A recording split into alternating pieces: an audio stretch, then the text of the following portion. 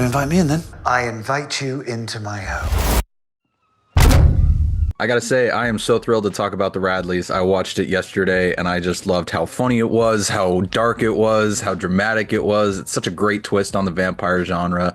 And I love that you're not only starring in this, but you're also executive producing it. So I'd love to hear what it was about Matt's novel and sort of the script that really spoke to you to wear multiple hats for the film. Well, I think I'm really glad you liked it, and I think you've hit it on the head. I think this film is like a bit of a genre mashup in a really good way. It's and I think that's what attracted me to it initially. I love the comedic premise of a family, a guy having moved his family out to a dead end suburb in order to essentially put his whole family in the program. Vampires Anonymous, and in a bid to live a a more moral life. And as you know from the film, about 10, 15 minutes into the film, the whole thing is turned on its head. I liked a lot of different things about it. I liked playing two roles, I'm not going to lie. That was nice. Good fun to do that. And I sort of liked the grown-up mixed messaging about it. I think it's very funny, but it's also got this grown-up mixed messaging about being true to yourself, but weirdly, the person who seems happiest is the confirmed addict stroke vampire, who is Will, and who comes in and having retained all his superpowers. But of course, he's the one that has to die eventually because he's the disruptor and the chaos bringer. So all those things you mentioned, I think there are some grown-up dark themes in there. I think it's very moving at the end, actually. The dilemma given to the young boys, and I think it's funny, and I think it's sexy in places too. Vampire movies got to be a little bit sexy, and dark. Yeah, it's. I think it's got it all going on. It's a good package. It really does find a great balance with all those genre mashups that I love. So I can't wait for people to see it. And so, in looking at the fact you play dual roles, I'd love to hear sort of what was something about, or what was a character trait of Peter's and what was a character trait of Will's that you found yourself really latching onto that helped you unlock those characters in your performance? Well, I use animals a lot when I'm sort of working on character, and Peter was very quickly to me was like a stork. Sort of stiff and watchful, and Will was a predator, was a big cat, like a leopard or something, just having a ball. But so those things, just finding a physical sort of uptightness in Peter, and a sadness, he's always displacing, always really sort of strongly in denial whilst trying to sort of pursue this life. And they're all unhappy as a result of the fact that they're not allowing themselves to drink blood. So, the addiction metaphor is there. They're trying to do the right thing, but life is like that. It's not cut and dry. It's not tied with a bow. And sometimes the good things that you try to do make you kind of miserable. That's just the way it goes. Life ain't perfect. In the meantime, Will is all abandon, and he's all sort of curves and rolling moves. And that's just what I tried to find and sort of to distinguish the two that way. I like that approach. It really does work well. And now that you mention Peter as a stork, I can see it perfectly, even down to the clothes he wears. It almost is a perfect sort of parallel. So what is it then like? I'd love to hear filming scenes where you are having to act essentially against yourself, as this other character. Weirdly, quite quickly, they just became two distinct people.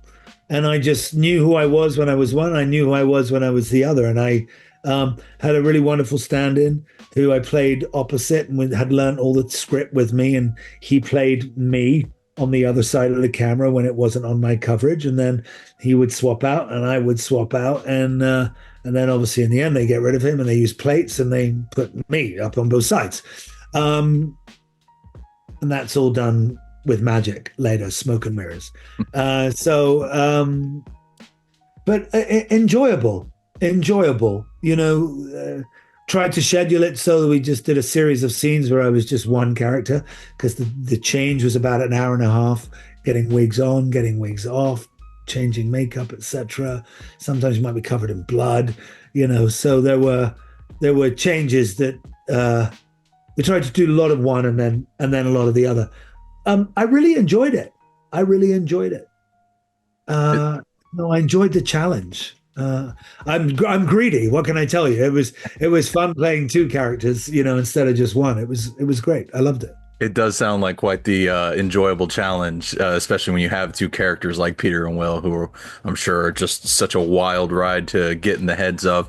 And so I'd love to hear what it was like also, developing a dynamic with Kelly, since, again, two characters, two very different dynamics with Helen in this film. What was it like working with her to find those rapports?